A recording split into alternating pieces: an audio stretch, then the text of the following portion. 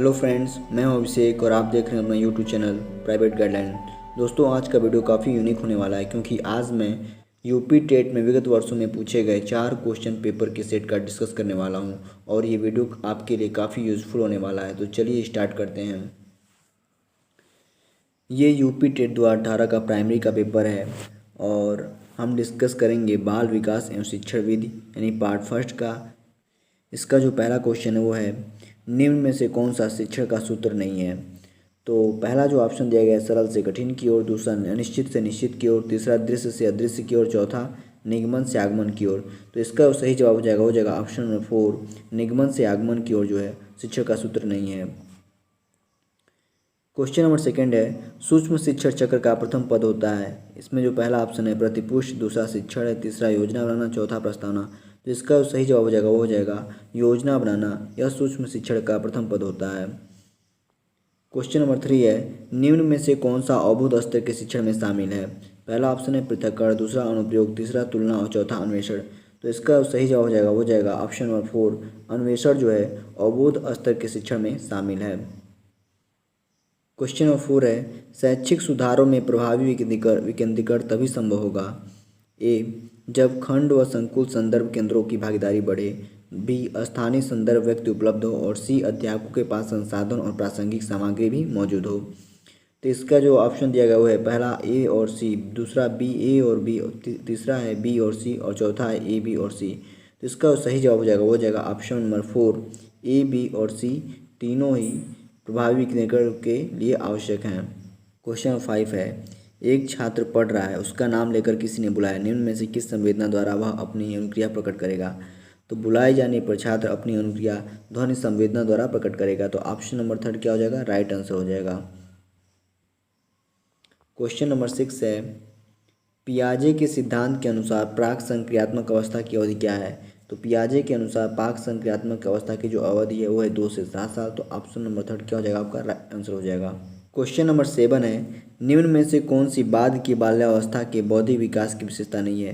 पहला है भविष्य की योजना की सूझबूझ, दूसरा है विज्ञान की काल्पनिक कथाओं में अधिक रुचि, तीसरा है बढ़ती हुई तार्किक शक्ति, और चौथा है काल्पनिक भयों का अंत। तो इसका सही जवाब हो जाएगा ऑप्शन नंबर 1, भविष्य की योजना की सूझबूझ जो है बाल्यावस्था के बौद्धिक विकास की विशेषता नहीं है। क्वेश्चन नंबर 8 है, इनमें से कौन मनोवैज्ञानिक भाषा विकास से संबंध है। तो भाषा विकास से संबंधित हैं चोम्स्की। तो इसका सही ऑप्शन हो जाएगा ऑप्शन नंबर 3। क्वेश्चन नंबर 9 है, थार्नडाइक ने अपने सिद्धांत को किस शीर्षक से सिद्ध किया है। तो पहला है संज्ञानात्मक अधिगम, दूसरा अधिगम के प्रयास एवं भूल, तीसरा है संकेत अधिगम, और चौथा है स्थान अधिगम। तो थार्नडाइक ने अपने सिद्धांत को अधिगम के प्रयास एवं भूल नाम दिया है। तो ऑप्शन नंबर 2 क्या हो जाएगा, राइट आंसर हो जाएगा। क्वेश्चन नंबर 10 है, गिरोह अवस्था किस आयु वर्ग एवं विलंब विकास से संबंधित है। पहला है 16 से 19 वर्ष एवं नैतिकता, दूसरा है 3 से 6 वर्ष एवं भाषा, तीसरा है 8 से 10 वर्ष एवं सामाजिकरण, और चौथा है 16 से 19 वर्ष एवं संज्ञानात्मक। तो इसका सही जवाब हो जाएगा ऑप्शन नंबर 1, 16 से 19 वर्ष एवं नैतिकता। ये गिरोह अवस्था की आयु वर्ग है। क्वेश्चन नंबर 11 है, पियाजे के अनुसार संज्ञानात्मक विकास की तृतीय अवस्था में से कौन सा है। तो पियाजे के अनुसार संज्ञानात्मक विकास की जो तृतीय अवस्था है वो है मूर्त संक्रिय अवस्था। तो ऑप्शन नंबर 3 क्या हो जाएगा, आपका राइट आंसर हो जाएगा। क्वेश्चन नंबर 12 है, निम्न में से अधिगम में योगदान देने वाले मनोवैज्ञानिक कारकों में कौन सा शामिल नहीं है। पहला है अधिगम की इच्छा, दूसरा है प्रेरणा, तीसरा है रुचि, और चौथा है विषय वस्तु का स्वरूप। तो इसका सही जवाब हो जाएगा ऑप्शन नंबर 4, विषय वस्तु का जो स्वरूप है वह मनोवैज्ञानिक कारकों में शामिल नहीं है। क्वेश्चन नंबर 13 है, निम्न में से सामाजिक मूल्य कौन सा है। पहला सहायता परक व्यवहार, दूसरा है प्राथमिक लक्ष्य, तीसरा है मूल प्रवृत्ति, और चौथा है आक्रामकता की आवश्यकता। तो इसका जो सही जवाब हो जाएगा ऑप्शन नंबर 1, सहायता परक व्यवहार जो है सामाजिक मूल्य है। क्वेश्चन नंबर 14 है, पश्च अन्वेषण तथा साधन साक्ष्य विश्लेषण निम्न में से किसके उदाहरण हैं। तो पहला जो ऑप्शन है वो है स्वतः शोध, दूसरा है एल्गोरिदम, तीसरा है मानसिक वृत्ति, और चौथा है प्रकार्यात्मक स्थिरता। तो इसका सही जवाब हो जाएगा ऑप्शन नंबर 1, स्वतः शोध जो है पश्च अन्वेषण तथा साधन साक्ष्य विश्लेषण में के उदाहरण हैं। क्वेश्चन नंबर 15 है, सीखने के वक्र अभ्यास द्वारा सीखने की मात्रा गति और प्रगति की सीमा को ग्राफ पर प्रदर्शित करते हैं। यह किसने कहा था? तो यह शब्द एबिंगहास ने कहा था। तो ऑप्शन नंबर थर्ड क्या हो जाएगा? राइट आंसर हो जाएगा। क्वेश्चन नंबर 16 है, निम्न में से कौन सा थार्नडाइक के अधिगम के प्राथमिक नियमों में शामिल नहीं है? पहला साचार्यात्मक हस्तांतरण का नियम, दूसरा है अभ्यास का नियम, तीसरा है प्रभाव का नियम, चौथा तत्परता का नियम। तो थार्नडाइक ने ये तीनों नियम दिया है, लेकिन ऑप्शन नंबर 1 क्या है? जो साचार्यात्मक हस्तांतरण का नियम, ये उसने नहीं दिया है। तो ऑप्शन नंबर 1 क्या हो जाएगा? राइट आंसर हो जाएगा। क्वेश्चन नंबर 17 है, अनुकूलित अनुक्रिया सिद्धांत किसके अनुकूलन पर बल देता है? पहला ऑप्शन है तर्क, दूसरा है व्यवहार, तीसरा है चिंतन, चौथा है अभिप्रेरणा। तो अनुकूलित अनुक्रिया सिद्धांत जिस पर बल देता है वो है व्यवहार। तो ऑप्शन 1 क्या हो जाएगा आपका? राइट आंसर हो जाएगा। क्वेश्चन नंबर 18 है, क्रिया प्रसूत अनुबंधन का दूसरा नाम क्या है? तो क्रिया प्रसूत अनुबंधन का जो दूसरा नाम है वो है नेमेक्टिक अनुबंधन। तो ऑप्शन नंबर 2 क्या हो जाएगा आपका? राइट आंसर हो जाएगा। क्वेश्चन नंबर 19 है, निम्न में से कौन सी अधिगम की एक विशेषता नहीं है? पहला है अधिगम का अवलोकन प्रत्यक्ष रूप से किया जा सकता है, दूसरा है अधिगम व्यवहार में अपेक्षाकृत अस्थायी परिवर्तन है, और तीसरा है अधिगम प्राणी की अभिवृद्धि है, और चौथा है अधिगम एक लक्षणमुख प्रक्रिया है। तो इसका जो सही जवाब हो जाएगा वो हो जाएगा ऑप्शन नंबर 1, अधिगम का अवलोकन प्रत्यक्ष रूप से किया जा सकता है। यह अधिगम की विशेषता नहीं है। क्वेश्चन नंबर 20 है, कोहलर यह सिद्ध करना चाहता था कि सीखना पहला है एक ऐसी वस्तु है, ऐसी स्थिति है जिसमें व्यक्ति पशु से श्रेष्ठ है, दूसरा है स्वायत्त यादृच्छिक क्रिया है, तीसरा है संज्ञानात्मक संकार्य है, और चौथा है परिस्थिति के विभिन्न अंगों का प्रत्यक्षीकरण है। तो इसका जो सही जवाब हो जाएगा वो हो जाएगा ऑप्शन नंबर 3, संज्ञानात्मक संकार्य है। कोहलर यही सिद्ध करना चाहते थे। क्वेश्चन नंबर 21 है, किसी भी नई भाषा को सीखने के लिए कहाँ से प्रारंभ किया जाना चाहिए? पहला अक्षरों और शब्दों के मध्य साहचर्य से, दूसरा है वाक्यों के निर्माण से, तीसरा शब्दों के निर्माण से, और चौथा है उपयुक्त में से कोई नहीं। तो किसी भी भाषा को सीखने के लिए अक्षरों से शब्दों के मध्य साहचर्य से हम प्रारंभ करते हैं। तो ऑप्शन 1 क्या हो जाएगा आपका? राइट आंसर हो जाएगा। क्वेश्चन नंबर 22 है, समावेशी कक्षा में किस प्रकार के छात्र शामिल होते हैं? तो समावेशी कक्षा में केवल विशिष्ट छात्र शामिल होते हैं। ऑप्शन 1 क्या हो जाएगा आपका? राइट आंसर हो जाएगा। क्वेश्चन नंबर 23 है, अधोलिखित में गणित संबंधी अधिगम अक्षमता को कौन सा पद परिभाषित करता है? तो पहला ऑप्शन निरस्ता संबंधी दोष, दूसरा है पठन दोष, और तीसरा है गणना दोष, और चौथा है उपयुक्त में से कोई नहीं। तो गणित संबंधी अधिगम अक्षमता को जो परिभाषित करता है उसे हम कहते हैं गणना दोष, और इसे इंग्लिश में डिसकैलकुलिया भी कहते हैं। दोस्तों आपको एक चीज़ और बता देता हूँ, जो बच्चा लिखने में असमर्थ होता है ऐसे बच्चों के लिए हम जो शब्द इस्तेमाल करते हैं उसे हम अप्रोक्सिया बोलते हैं या फिर डिस्प्रेक्सिया बोलते हैं, और जो बालक मौखिक रूप से सीखने में अक्षम होता है उसे हम डिस्फेजिया बोलते हैं, और जो बालक पढ़ने में अक्षम होता है उसे हम डिसलेक्सिया कहते हैं। क्वेश्चन नंबर जो 24 है, समावेशीकरण की सफलता के लिए आवश्यक है। पहला है क्षमता निर्माण का अभाव, दूसरा है अभिभावकों की भागीदारी का न होना, तीसरा है अलगाव, चौथा है संवेदनशीलता। तो इसका जो सही हो जाएगा वो जाएगा ऑप्शन नंबर 4, समावेशीकरण की सफलता के लिए आवश्यक है संवेदनशीलता आवश्यक है। क्वेश्चन नंबर 25 है, निम्न में से कौन सा संवेग का तत्व नहीं है? पहला है व्यवहारात्मक, दूसरा है दैहिक, तीसरा है संज्ञानात्मक, और चौथा है संवेदी। तो जो संवेग का तत्व नहीं है वो है संवेदी। ऑप्शन 4 क्या हो जाएगा आपका? राइट आंसर हो जाएगा। क्वेश्चन नंबर 26 है, संज्ञानात्मक क्षेत्र का सही क्रम है। पहला है ज्ञान, अनुप्रयोग, अवबोध, विश्लेषण, संश्लेषण, मूल्यांकन, दूसरा है मूल्यांकन, अनुप्रयोग, विश्लेषण, संश्लेषण, अवबोध, ज्ञान, तीसरा है मूल्यांकन, संश्लेषण, विश्लेषण, अनुप्रयोग, अवबोध, ज्ञान, और चौथा है ज्ञान, अवबोध, अनुप्रयोग, विश्लेषण, संश्लेषण और मूल्यांकन। तो इसका सही जवाब हो जाएगा वो हो जाएगा ऑप्शन नंबर 4, ज्ञान, अवबोध, अनुप्रयोग, विश्लेषण, संश्लेषण और मूल्यांकन। क्वेश्चन नंबर 27 है, निम्न में से कौन सा अच्छे शिक्षण की विशेषता नहीं है? पहला है स्वेच्छाचारी, दूसरा है जनतांत्रिक, तीसरा है सहानुभूतिपूर्ण, चौथा है वांछनीय सूचनाएं देने वाला। तो इसका जो सही जवाब हो जाएगा स्वेच्छाचारी जो है अच्छे शिक्षण की विशेषता नहीं है।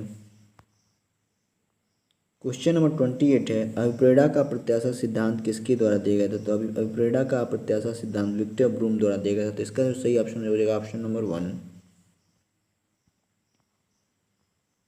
क्वेश्चन नंबर 29 है, अग्रिम व्यवस्थापक प्रतिमान किस परिवार से संबंधित है? पहला है व्यक्तिक, दूसरा है सामाजिक अंतःक्रिया, तीसरा है सूचना प्रक्रियाकरण, और चौथा है व्यवहार परिवार परिमार्जन। इसका जो सही जवाब हो जाएगा वो हो जाएगा ऑप्शन नंबर थर्ड, सूचना प्रक्रियाकरण परिवार से संबंधित है। क्वेश्चन नंबर 30 है, कौशलों के स्थानांतरण के लिए कौन सा उपयोगी है? तो पहला लिया कौशल अंतरण एक गति है न कि उद्देश्य, दूसरा है रेखीय विक्रम, तीसरा है साखी और चौथा है तैयारी और अर्जन। तो इसका जो सही जवाब हो जाएगा ऑप्शन नंबर 1, कौशल अंतरण एक गति है न कि उद्देश्य, यह कौशलों के हस्तांतरण के लिए उपयोगी है। ये हो गया दोस्तों यूपी टेट 2018 का प्राइमरी का पेपर। अब हम बात करेंगे यूपी टेट 2018 के जूनियर के पेपर की। जूनियर का जो पहला क्वेश्चन है वो है, किंडरगार्टन विधि का प्रतिपादन किसने किया था? तो किंडरगार्टन विधि का प्रतिपादन फ्रोबेल ने किया था। तो इसका जो सही जवाब हो जाएगा option number second. Question number second है, संकलनात्मक परामर्श के जन्मदाता हैं। तो संकलनात्मक परामर्श के जन्मदाता थॉर्न है। तो ऑप्शन नंबर सेकेंड क्या हो जाएगा आपका राइट आंसर हो जाएगा। क्वेश्चन नंबर थर्ड है, छात्र के अवांछित व्यवहार के संशोधन हेतु सबसे प्रभावी विधि है। पहला है उसे माता पिता को सूचित करना, छात्र को दंडित करना, उसे नज़रअंदाज करना, और चौथा है अवांछित व्यवहार के कारणों का पता लगाना तथा उपचारों का सुझाव देना। तो इसका जो सही जवाब हो जाएगा वो जाएगा ऑप्शन नंबर 4, अवांछित व्यवहार के कारणों का पता लगाना तथा उसे सुझाव देना। क्वेश्चन नंबर 4 है, डिसलेक्सिया संबंधित है। तो अभी हमने बताया डिसलेक्सिया किससे संबंधित है? डिसलेक्सिया पढ़ने संबंधी समस्या से। तो ऑप्शन नंबर सेकंड क्या हो जाएगा आपका राइट आंसर हो जाएगा। क्वेश्चन नंबर 5 है, ब्रेल लिपि एवं टेप रिकॉर्डिंग किसके लिए शैक्षिक प्रावधान के रूप में प्रयुक्त किए जा सकते हैं? पहला जो ऑप्शन है श्रवण बाधित विद्यार्थी, दूसरा है दृष्टिबाधित विद्यार्थी, तीसरा है अस्थिबाधित विद्यार्थी और चौथा है शारीरिक रूप से विकलांग विद्यार्थी। तो इसका सही जवाब हो जाएगा ऑप्शन नंबर सेकेंड, ब्रेल लिपि और टेप रिकॉर्डिंग जो है दृष्टिबाधित विद्यार्थियों के लिए उपयुक्त किया जा सकता है। क्वेश्चन नंबर जो 6 है, CWSN का अर्थ है। जो CWSN का जो फुल फॉर्म होता है वो होता है चिल्ड्रेन विथ स्पेशल नीड। तो इसका जो सही जवाब हो जाएगा विशिष्ट आवश्यकता वाले बच्चे। ऑप्शन नंबर 1 राइट हो जाएगा। क्वेश्चन नंबर 7 है, निम्न में से कौन सा परामर्श का एक तत्व नहीं है? पहला है वृत्तिक वृद्धि, दूसरा है साक्षात्कार, तीसरा है विश्वास और चौथा है संप्रेषण। तो इसका जो सही जवाब हो जाएगा वृत्तिक वृद्धि जो है परामर्श का एक तत्व नहीं है। क्वेश्चन नंबर 8 है, मनोविज्ञानशाला उत्तर प्रदेश में कहाँ स्थित है? तो उत्तर प्रदेश में इलाहाबाद में स्थित है। तो ऑप्शन नंबर 3 क्या हो जाएगा आपका राइट आंसर हो जाएगा। क्वेश्चन नंबर 9 है, जो संबंध स्किनर का चूहों से एवं थांडाई का बिल्लियों से था वही संबंध कोहलर का किससे था? तो कोहलर ने वनमानुषों पर प्रयोग किया था। तो ऑप्शन नंबर 4 क्या हो जाएगा आपका राइट आंसर हो जाएगा। क्वेश्चन नंबर 10 है, अधिगम का पठार है। अधिगम की समाप्ति, दूसरा है अधिगम में अवरुद्ध वर्धन और तीसरा है अधिगम में दोष, चौथा है अधिगम में अवरोध। तो इसका जो सही जवाब हो जाएगा अधिगम में जो अवरुद्ध वर्धन होता है वो अधिगम का पठार कहलाता है। क्वेश्चन नंबर जो 11 है, द बिहेवियर ऑफ ऑर्गेनिज्म नामक पुस्तक के लेखक हैं। तो द बिहेवियर ऑफ ऑर्गेनिजम्स जो पुस्तक के लेखक हैं वो हैं स्किनर। तो ऑप्शन सेकंड राइट हो जाएगा। क्वेश्चन नंबर 12 है, छात्रों में सही व्यवहार के प्रशिक्षण हेतु सर्वाधिक महत्वपूर्ण क्या है? तो छात्रों में सही व्यवहार के प्रशिक्षण हेतु सर्वाधिक महत्वपूर्ण जो है वो है सही व्यवहार का प्रस्तुतिकरण। तो ऑप्शन नंबर 4 क्या हो जाएगा आपका राइट आंसर हो जाएगा। क्वेश्चन नंबर 13 है, समस्या समाधान में लक्ष्य प्रवणता के संप्रत्यय को किसने प्रस्तावित किया था? तो लक्ष्य प्रवणता के संप्रत्यय को जो परिभाषित किया था वो थे हल। तो ऑप्शन नंबर सेकंड क्या हो जाएगा राइट आंसर हो जाएगा। क्वेश्चन नंबर 14 है, इनमें से कौन सूक्ष्म शिक्षण की विचारधारा से संबंधित नहीं है? तो पहला है DW एलेन, दूसरा है बुश और तीसरा है डेविड ह्यूम, चौथा है एचिसन। तो इसका जो सही जवाब हो जाएगा डेविड ह्यूम। डेविड ह्यूम सूक्ष्म शिक्षण की विचारधारा से संबंधित नहीं है। क्वेश्चन नंबर जो 15 है, निम्न में से कौन सा शिक्षण अधिगम का स्तर नहीं है? जो पहला ऑप्शन है स्मित स्तर, दूसरा है अवबोध स्तर, तीसरा है परावर्ती स्तर और चौथा है दूरवर्ती स्तर।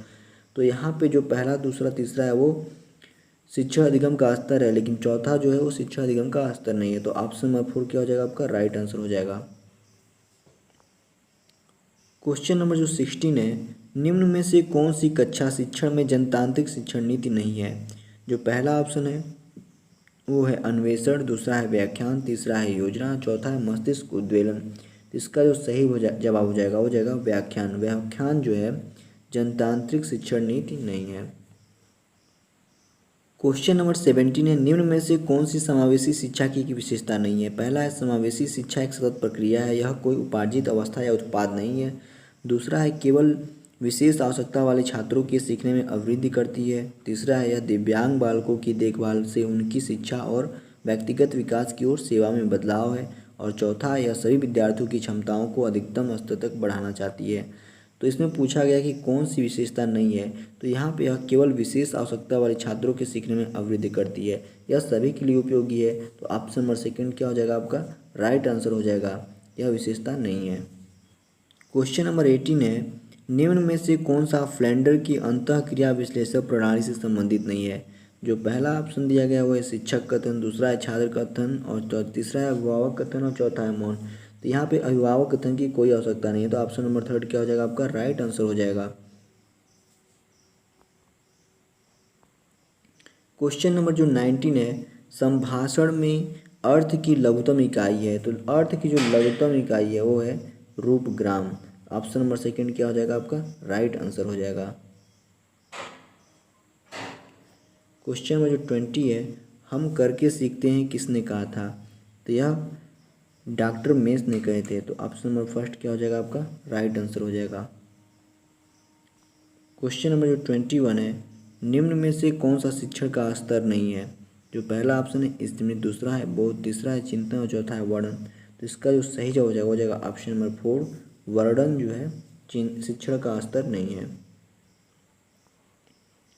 क्वेश्चन नंबर जो 22 है, शिक्षण की अंतःक्रियात्मक अवस्था में मुख्य संक्रिया होती है।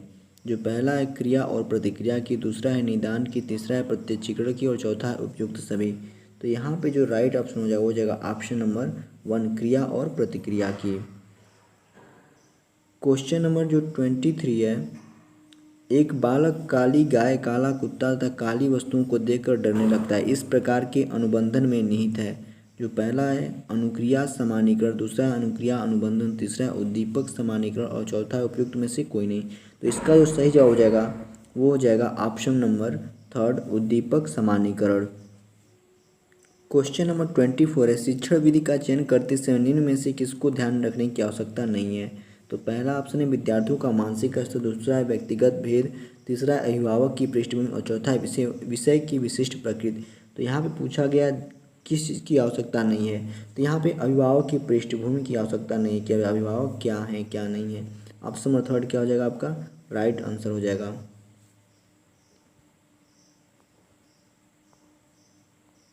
क्वेश्चन नंबर जो 25 है, निम्न में से कौन सी बाल्यावस्था की एक विशेषता नहीं है? पहला अभिवृद्धि में स्थिरता, दूसरा है सामूहिकता की प्रबलता, तीसरा है जिज्ञासा की कमी, और चौथा है समूह एवं खेलों में सहभागिता। तो इसका जो सही जवाब हो जाएगा ऑप्शन नंबर थर्ड। क्वेश्चन में जो 26 है, निम्न में से कौन सा सृजनात्मक प्रक्रिया से संबंधित नहीं है? तो कौन सा सृजनात्मक प्रक्रिया से संबंधित नहीं है? जो ऑप्शन दिए गए आयोजन, उद्भावन, अभिप्रेरण और प्रबोधन। तो ऑप्शन नंबर थर्ड जो है अभिप्रेरण जो है सृजनात्मक प्रक्रिया से संबंधित नहीं है।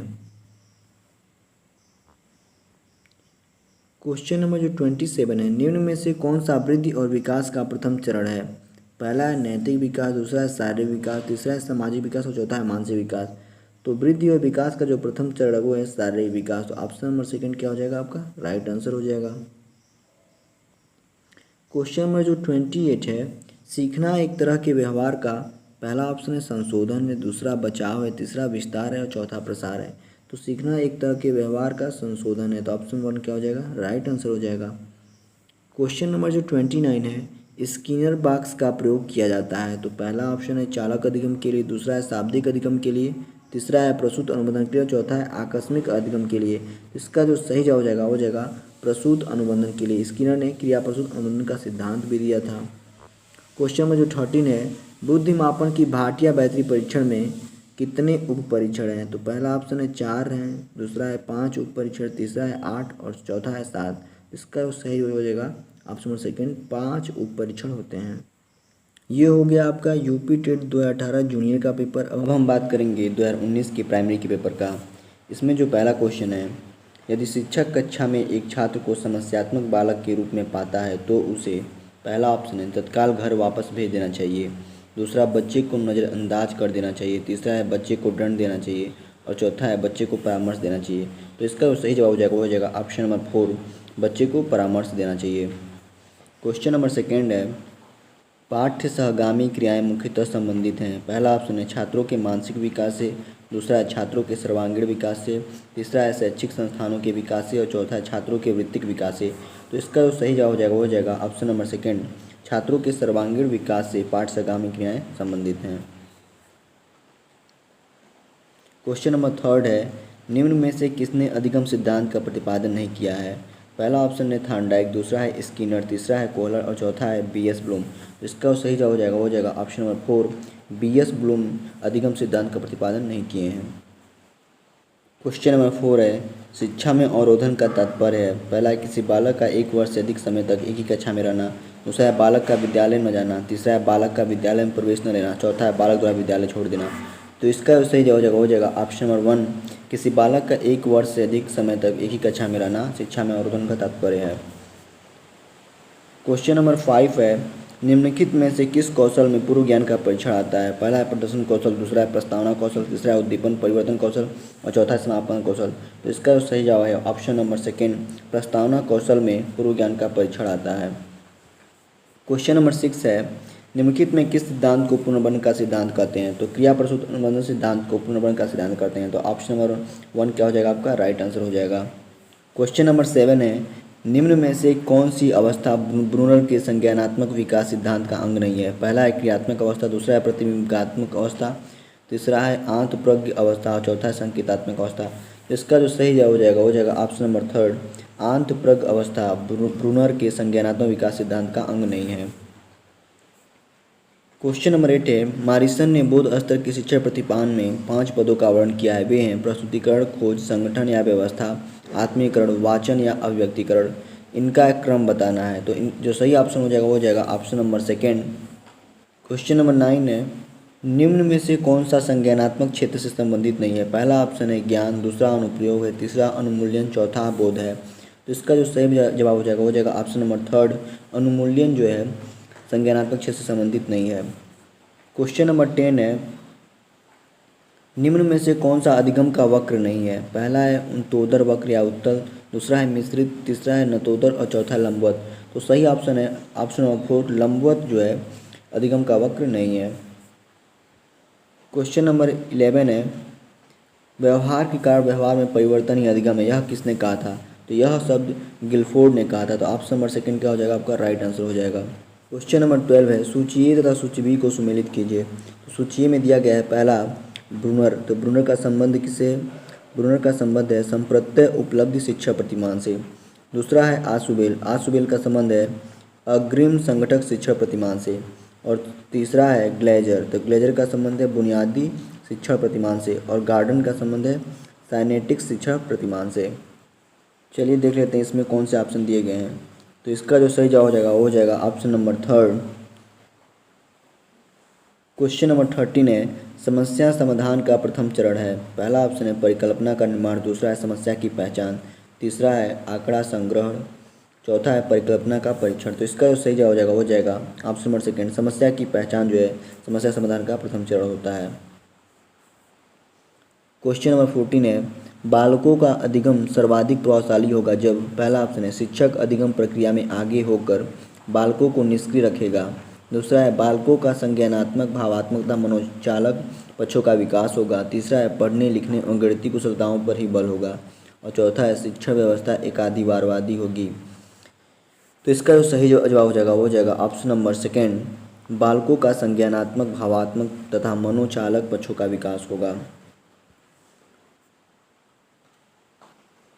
क्वेश्चन नंबर 15 है, स्मृत स्तर एवं बोध स्तर के शिक्षण प्रतिमान की संरचना में कौन सा सोपान उभयनिष्ठ है। जो पहला दिया गया है तैयारी, दूसरा अन्वेषण, तीसरा है सामान्यीकरण, चौथा है प्रस्तुतिकरण। तो इसका जो सही जवाब हो जाएगा ऑप्शन नंबर 4, प्रस्तुतिकरण जो है स्मृत स्तर एवं बोध स्तर के शिक्षण प्रतिमान में उभयनिष्ठ आता है।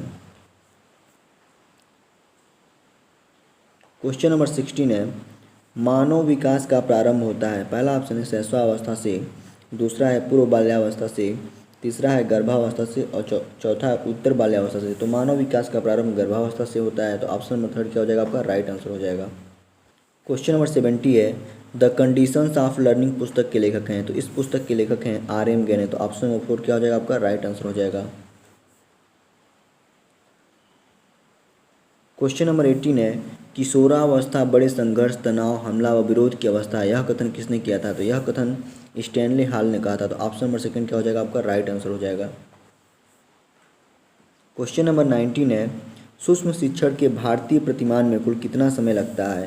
तो इसमें कुल 36 मिनट लगता है। तो ऑप्शन नंबर 3 क्या हो जाएगा आपका राइट आंसर हो जाएगा। क्वेश्चन नंबर 20 है, सीखने का पठार सीखने की प्रक्रिया के मुख्य अभिलक्षण हैं जो उस स्थिति को प्रकट करते हैं जिसमें सीखने की प्रक्रिया में कोई उन्नति नहीं होती है। यह कथन किसका है? तो यह कथन रास का है। तो ऑप्शन नंबर 4 क्या हो जाएगा आपका राइट आंसर हो जाएगा। क्वेश्चन नंबर 21 है, स्तंभ ए तथा स्तंभ बी को सुमेलित कीजिए। तो स्तंभ ए में दिया गया है एनिमल इंटेलिजेंस। तो एनिमल इंटेलिजेंस को किसने लिखा है? इसको लिखा है थॉर्नडाइक ने। दूसरा दिया गया है पुनर्बुलन की अनुसूची। तो इसको किसने दिया है? इसको दिया है पुनर्बुलन को स्किनर ने दिया है। तीसरा है सारगर्भिता का नियम। तो इसको दिया है गेस्टाल्ट ने। और चौथा है अनुकूलन। तो अनुकूलन को दिया है पियाजे ने। चलिए इसका ऑप्शन देख लेते हैं कि ऑप्शन नंबर 1 कौन सा सही होगा। इसका सही जवाब हो जाएगा ऑप्शन नंबर 1।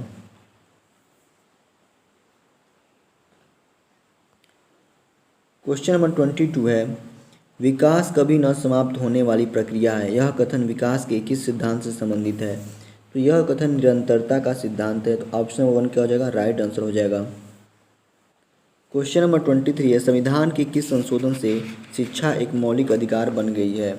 तो इसका जो सही जवाब हो जाएगा ऑप्शन नंबर 3 86वें संशोधन से मौलिक अधिकार बन गई है। क्वेश्चन नंबर 24 है, अभिप्रेरणा के मूल प्रवृत्ति सिद्धांत के प्रतिपादक थे। तो अभिप्रेरणा के मूल प्रवृत्ति के सिद्धांत के प्रतिपादक हैं मैकडूगल। तो ऑप्शन नंबर 3 क्या हो जाएगा राइट आंसर हो जाएगा।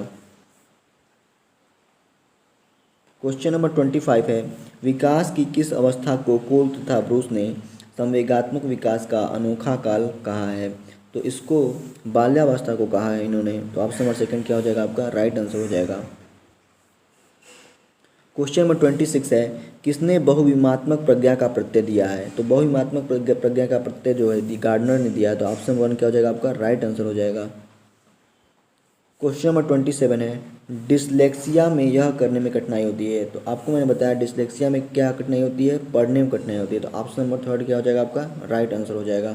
क्वेश्चन नंबर 28 है, निम्न में से क्या समावेशी कक्षा में शिक्षक की भूमिका नहीं है? जो पहला ऑप्शन है, शिक्षक को सीखने में अक्षम को अतिरिक्त समय देना चाहिए।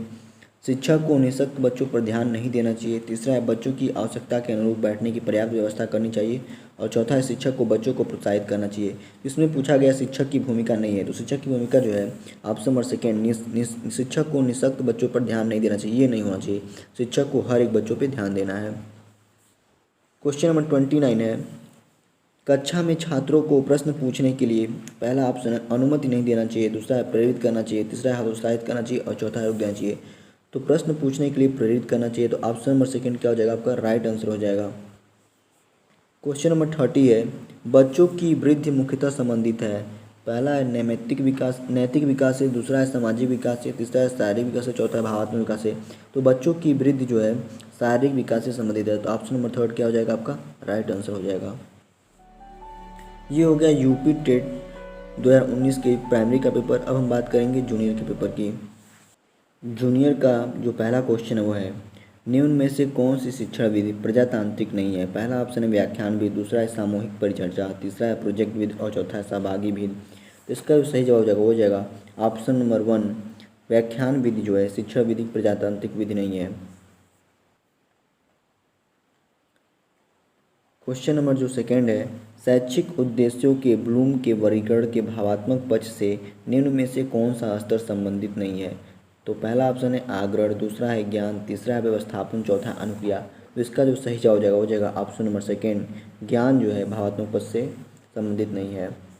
क्वेश्चन नंबर जो 3 है, निम्न में से कौन सा शिक्षण का स्तर नहीं है? पहला है स्मृति स्तर, दूसरा है अवबोध स्तर, तीसरा है परावर्ती स्तर और चौथा है अभिप्रेरणा स्तर। तो इसका जो सही जवाब हो जाएगा वो हो जाएगा ऑप्शन नंबर 4, अभिप्रेरणा स्तर शिक्षण का स्तर नहीं है।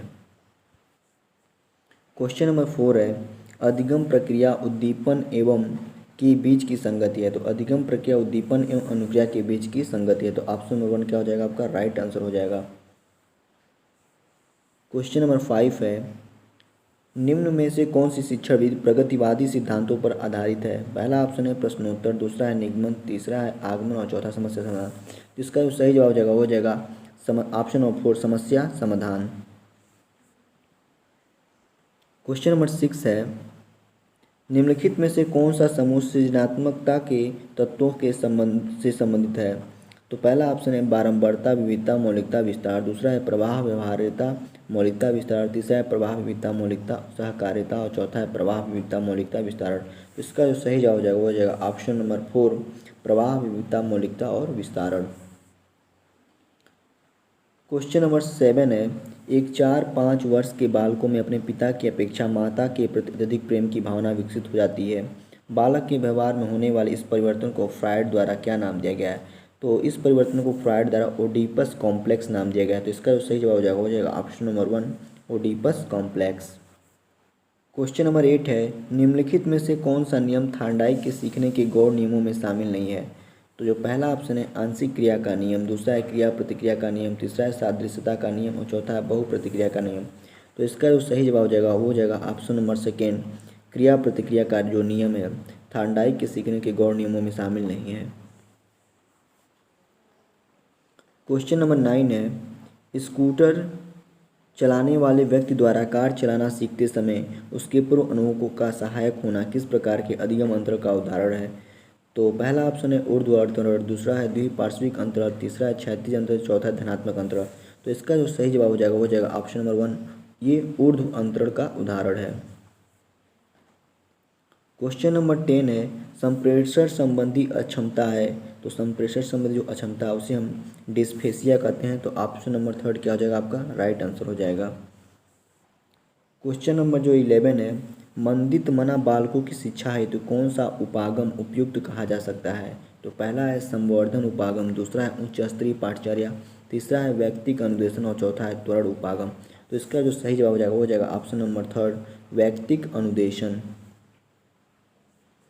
क्वेश्चन नंबर 12 है निम्न में से कौन सा कथन सत्य नहीं है? पहला है विकास एक मात्रात्मक प्रक्रिया, दूसरा है शिक्षा एक लक्ष्य उन्मुख प्रक्रिया है, तीसरा सीखना व्यवहार परिवर्तन की एक प्रक्रिया है और चौथा वृद्धि एक जैविक प्रक्रिया है। इसका जो सही जवाब हो जाएगा वो हो जाएगा ऑप्शन नंबर 1, विकास एक मात्रात्मक प्रक्रिया है। यह कथन सत्य नहीं है। क्वेश्चन नंबर जो 13 है क्षेत्र विशेष में बालक की विशिष्ट योग्यता तथा विशिष्ट क्षमता को कहते हैं। पहला है अभिक्षमता, दूसरा रुचि, तीसरा मूल्य, चौथा अभिप्रेरणा। इसका सही जवाब हो जाएगा ऑप्शन नंबर 1, अभिक्षमता। क्षेत्र विषय में बालक की विशिष्ट योग्यता को अभिक्षमता कहते हैं। क्वेश्चन नंबर 14 है ब्रूनर की प्रतिबिंबात्मक अवस्था पियाजे के संज्ञानात्मक विकास की किस अवस्था से मिलती जुलती है? तो यह मिलती जुलती है पूर्व संक्रियात्मक अवस्था से। तो ऑप्शन नंबर 4 क्या हो जाएगा आपका? राइट आंसर हो जाएगा। क्वेश्चन नंबर 15 है कौन व्यक्ति के गुण सिद्धांत से संबंधित नहीं है? तो व्यक्ति के गुण सिद्धांत से संबंधित नहीं है फ्रायड। तो ऑप्शन नंबर 3 क्या हो जाएगा आपका? राइट आंसर हो जाएगा। क्वेश्चन नंबर 16 है निम्नलिखित में से कौन सा समस्या समाधान में बाधक नहीं है? तो पहला ऑप्शन है चिंता, दूसरा है नकारात्मक मानसिक वृत्ति, तीसरा है सूझ और चौथा है भग्नाशा। इसमें पूछा गया बाधक नहीं है। तो इसका जो सही हो जाएगा ऑप्शन नंबर 3, सूझ जो है समस्या समाधान में बाधक नहीं है। क्वेश्चन नंबर जो 70 है निम्न में से कौन सा एक संवेग है? पहला ऑप्शन है आमोद, दूसरा है ध्यान, तीसरा है उद्दीपक, चौथा है स्मृति। तो इसका सही जवाब हो जाएगा वो जाएगा ऑप्शन नंबर 1, आमोद जो है एक संवेग है। क्वेश्चन नंबर 18 है FIACS के साथ मूल रूप से कौन संबंधित है? तो इससे संबंधित है फ्लैंडर। तो ऑप्शन 1 क्या हो जाएगा आपका? राइट आंसर हो जाएगा। क्वेश्चन नंबर 19 है निम्न कथनों में से कौन सा प्रश्न कौशल के लिए सही नहीं है? पहला है हाँ अथवा न उत्तर वाले प्रश्नों की संख्या बढ़ाना, दूसरा है सुनने में संवेदनशीलता विकसित करना, तीसरा है प्रश्न पूछने में उत्साहवर्धक तरीकों का प्रयोग करना और चौथा है प्रश्नों को प्रोत्साहन देना।